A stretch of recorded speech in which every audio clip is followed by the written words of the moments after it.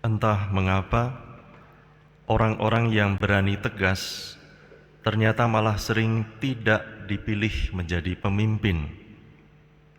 Barangkali orang khawatir, kalau ia dipilih, nanti lalu akan merombak segala sesuatu. Memang dalam organisasi atau kelompok, orang yang tegas memegang prinsip justru sering tidak disukai karena dianggap kaku, dianggap terlalu serius. Akhirnya yang terpilih adalah orang yang dianggap bijaksana meskipun tidak berani tegas, atau yang diplomatis meskipun mudah dipengaruhi. Bagaimanapun disayangkan bahwa orang-orang yang berani melakukan perubahan malah cenderung tidak didukung oleh kebanyakan orang. Saudara-saudari, bagaimana kalau hal itu terjadi dalam kebersamaan iman dan pelayanan kita? Mungkin para anggota kelompok pelayanan itu akan enggan untuk mengevaluasi pelayanannya. Banyak hal yang mungkin tidak benar cenderung dibiarkan saja. Ada komentar begini, sudah lumayan bahwa kita mau aktif di gereja. Komentar ini membenarkan semua yang sudah biasa dilakukan, padahal apa yang sudah jadi kebiasaan belum tentu baik. Pada saat itu mungkin kita baru sadar pentingnya pemimpin yang tegas.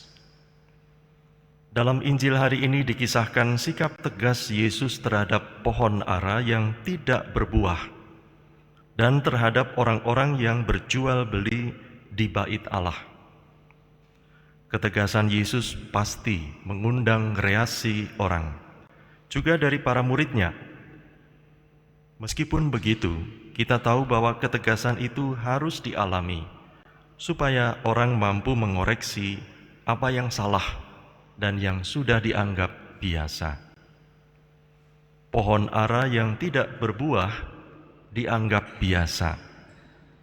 Jual beli di halaman bait Allah pun dianggap biasa dan bahkan penting. Yesus menegur dengan keras dan tegas situasi yang dianggap normal itu. Kita membayangkan bahwa para murid pasti belajar dari sikap dan tindakan Yesus.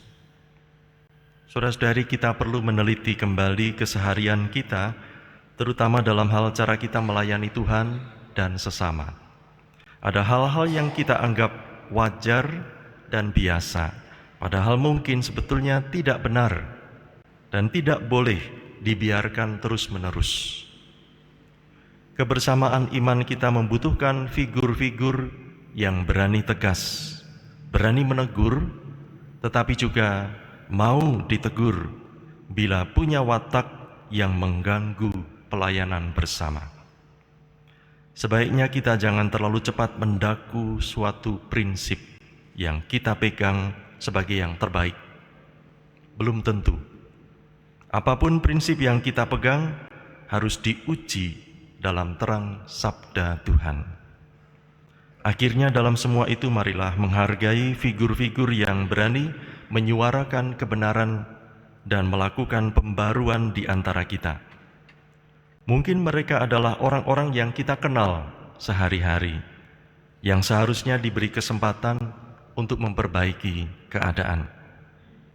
Tuhan bisa menggunakan sosok yang mungkin kurang disukai orang, tetapi setia pada kebenaran iman di dalam pelayanannya.